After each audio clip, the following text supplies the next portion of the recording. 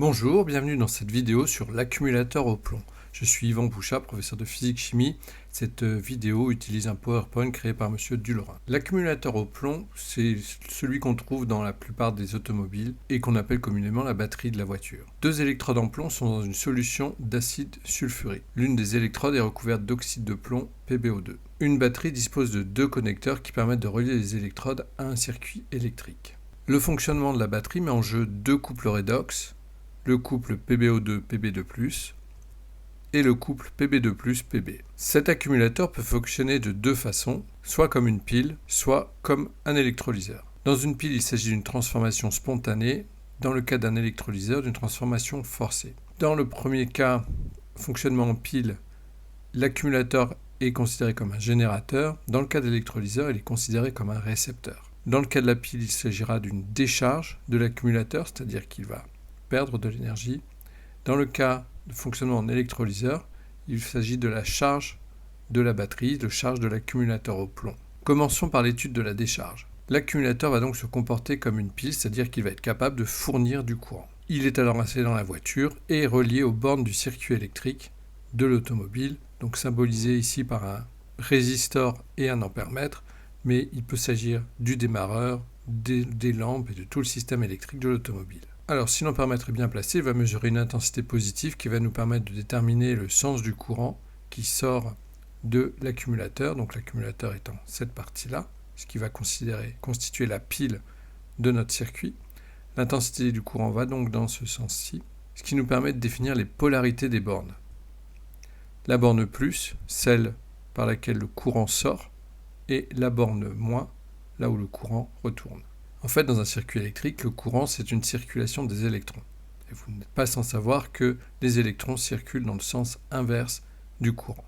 Ce qui veut dire que les électrons sortent de la borne moins et rentrent par la borne plus. Si les électrons sont libérés ici, il va s'agir d'une oxydation, puisque par définition, une oxydation est une perte d'électrons. Donc le plomb, l'électrode de plomb, va être oxydé selon la réaction Pb égale Pb2+, plus 2 électrons. Ce qui fait que le plomb va se transformer en Pb2+, en envoyant ces deux électrons. L'électrode de plomb va donc être consommée. À l'autre électrode, les électrons arrivent.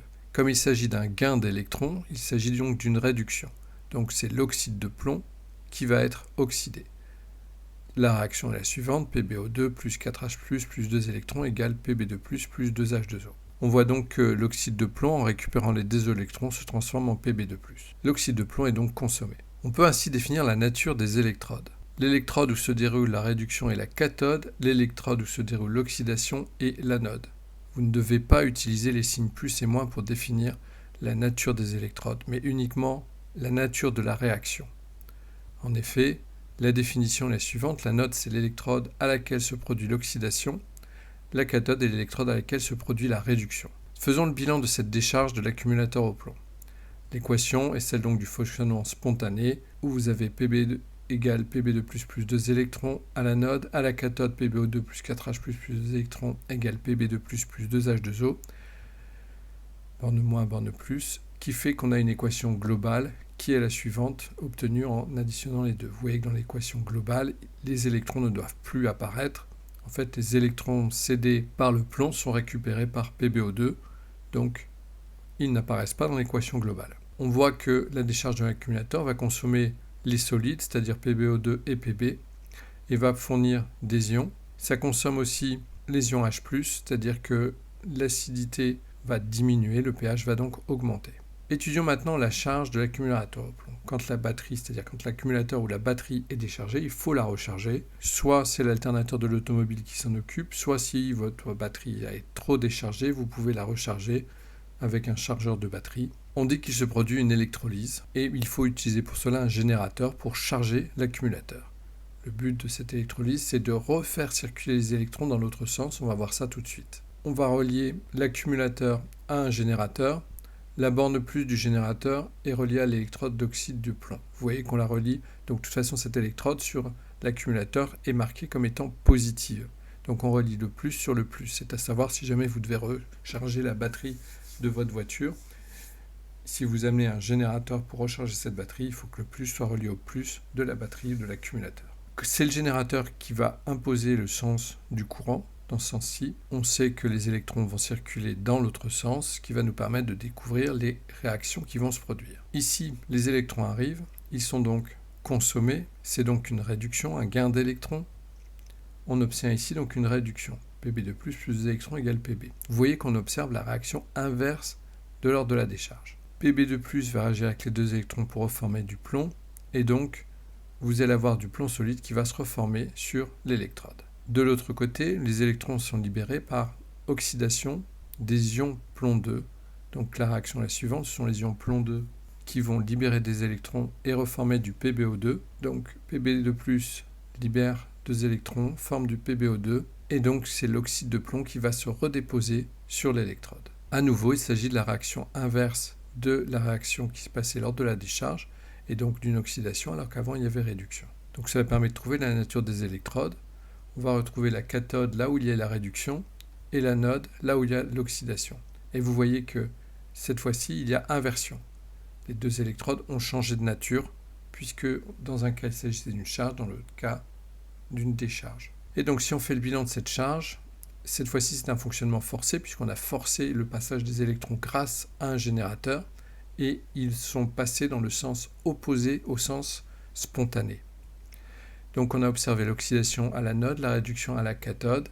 L'équation bilan est la suivante. Vous voyez que cette équation va permettre de régénérer les deux solides et de reformer des ions H+. Donc cette fois-ci, l'acidité va augmenter, le pH va diminuer. Faisons un bilan. Au niveau de l'accumulateur, il peut fonctionner en décharge par une transformation spontanée qui va se faire toute seule à partir du moment où vous branchez l'accumulateur dans un circuit. La charge, elle, va être forcée. Lors de la décharge, l'accumulateur se comporte comme un générateur.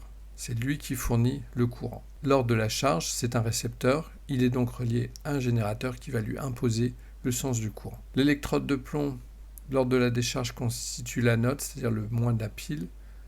Et dans le cas de la charge, la cathode, elle est reliée au moins du générateur. Vous voyez que les polarités sont les mêmes, même si cette fois-ci, on parle de la polarité vraiment de l'accumulateur.